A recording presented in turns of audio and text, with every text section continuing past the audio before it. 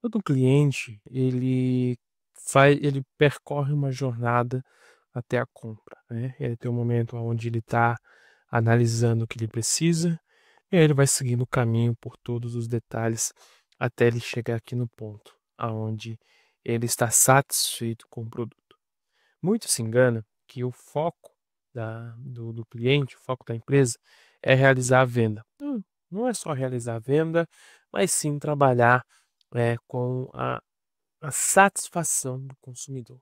Trabalhar com a satisfação do consumidor faz com que você olhe para essa jornada e entenda o quão é necessário entender quem é seu cliente, entender o que define o seu cliente, entender quais são as necessidades do teu cliente. Isso por quê? Porque dentro dessa jornada que nós temos aqui nessa figura, tem várias etapas aonde a satisfação do cliente, ela vai ser sempre, verificada. O cliente quando ele pesquisa ele tem uma satisfação, quando ele encontra ele tem uma satisfação, quando ele compra ele vai ter um nível de satisfação, quando ele precisa de ajuda ele vai ter um nível de satisfação, para ele poder ser o que a gente sempre chama de cliente promotor, né. Por quê?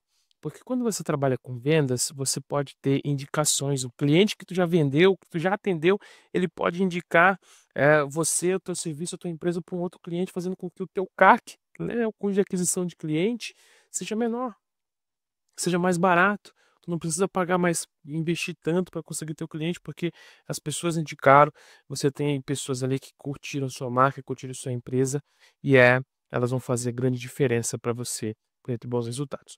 Primeiro ponto que eu preciso entender do meu cliente, eu vou dividir da seguinte maneira aqui, tá? A gente tem aqui dados demográficos, tá? Isso aqui são dados demográficos, então eu tenho que entender da visão demográfica da questão. Depois dos dados demográficos, nós temos aqui os dados, né? Informações e dados psicológicos, tá? Psicológicos. E aí eu vou ter também o psicológicos barra comportamentais, tá? Aqui, ó, comportamentais. Beleza? Então eu tenho isso aqui. O que vão ser dados demográficos, então? Vamos falar especificamente dos dados demográficos, e aí depois nós falamos dos dados mais focados aí nos dados psicológicos, os dados comportamentais de cada um dos clientes. Então, dados demográficos, né? Você vai saber, você já deve saber que os dados demográficos eles vão ter ali, né? De fato, eu tenho aqui, ó, idade. A idade, ela vai influenciar muito, né, na decisão de compra do cliente. Ela vai ter de fato ali um grande impacto na forma como você vende, como que você entrega, como que você negocia, como que você agrada, como que você de fato faz com que a pessoa compre. Outro ponto que faz muita diferença é o gênero, né? Gênero. Quando eu falo de gênero, eu estou falando de opção sexual, não é orientação sexual, estou falando de gênero, homem e mulher. Porque o homem e a mulher, eles têm questões diferentes, eles têm visões diferentes, isso vai influenciar na negociação. Isso vai influenciar no que a mulher acha importante, no que o homem acha importante, muda muito, né? Então você precisa ter essa visão aí, você precisa estar olhando para isso. Outra coisa, estado civil. Se a pessoa é casada, se a pessoa é solteira, se a pessoa é separada, é viúva, se tem filhos, tudo isso muda, entendeu? Se a pessoa isso vai mudar, isso vai fazer com que a pessoa ela tenha uma mentalidade diferente, ela vai fazer com que a pessoa decida coisas diferentes e tudo mais, né? Aqui vai no adendo e eu vou trazer para você aqui, porque o Estado Civil fala muito, porque a gente vem aqui, ó, no seguinte, dentro do Estado Civil a gente abre um parêntese aqui, e eu vou puxar para te mostrar, que é o seguinte, que é os estágios. Deixa eu voltar aqui, colocar aqui, ó, estágios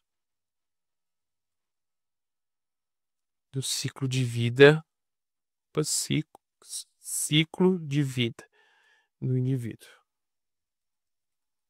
tá? Esses estágios aqui, vou te explicar aqui, porque a gente tem que ter o parênteses para você entender que como que muda a visão da pessoa. E aí o ciclo de vida ele funciona assim, tá? Então a gente tem aqui, ó, ciclo de vida familiar da pessoa. Então a gente tem aqui os estágios, característica, situação financeira e característica de compra. Isso, cara, todo vendedor, você que trabalha com vendas, precisa entender, tá? Então vamos lá. Primeiro estágio, solteiro. né, pessoa solteira, vê que vem aqui, ó. Característica: jovem, é uma pessoa jovem, solteiro, vivendo fora da casa dos pais, tá? A pessoa está vivendo sozinha.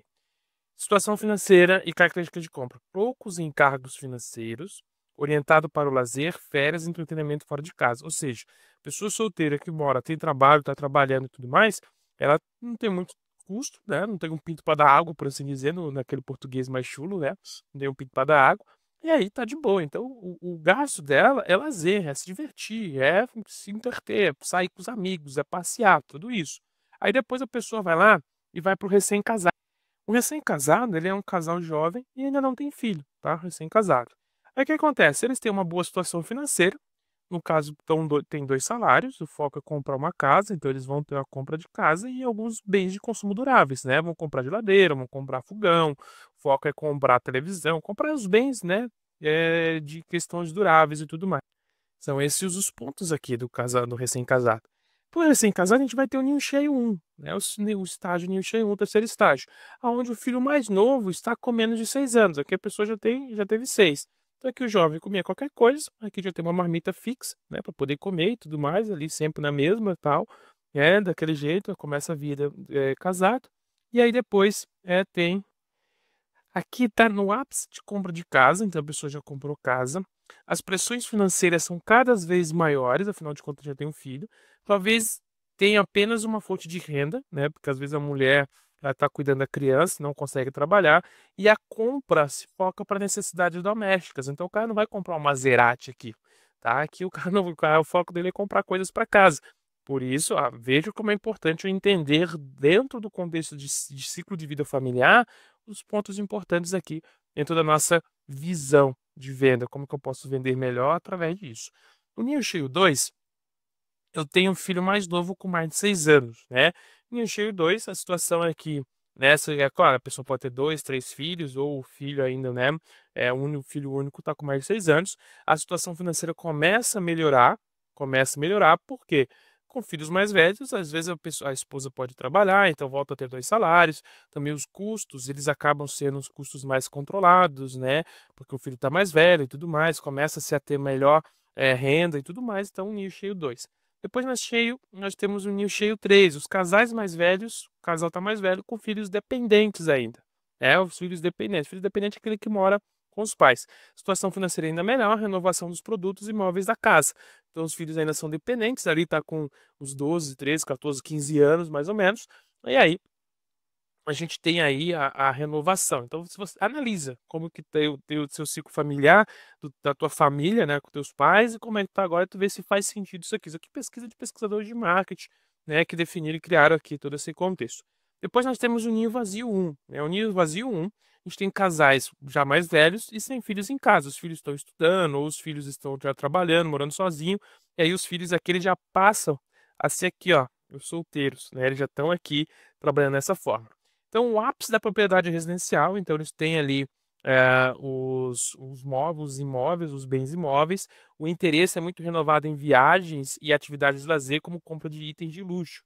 Volta-se a isso aqui, ó.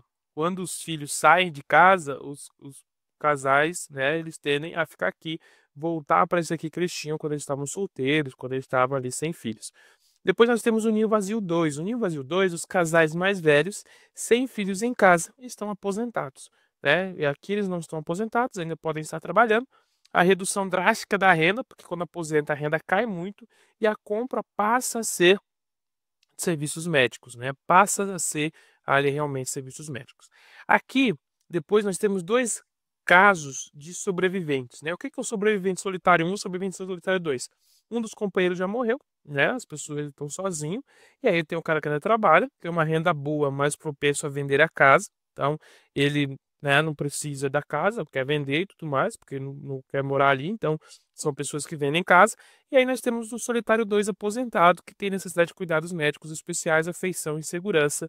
E aí vem muito dos filhos, vem muito da família cuidar desses 2 casos aqui.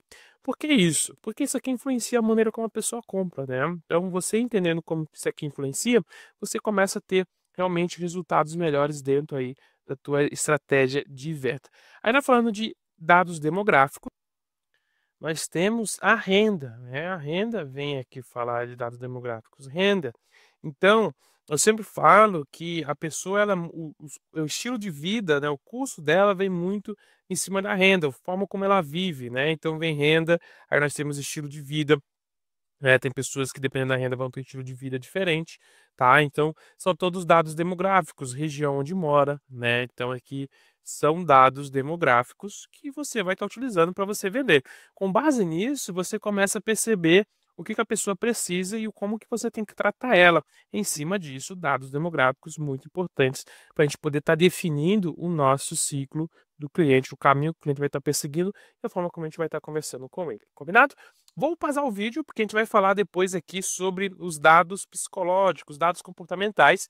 Então, para não ficar, né, aquele vídeo longo, vídeo chato, pausando ele por aqui. Eu espero que você esteja curtindo até o momento, espero que me acompanhe na próxima aula também. A gente ainda está falando sobre entendimento do cliente, a gente vai falar, para se aprofundar no entendimento do cliente, a gente vai falar de uma maneira agora mais psicológica, de uma maneira mais comportamental do cliente, combinado? Espero te ver na próxima aula.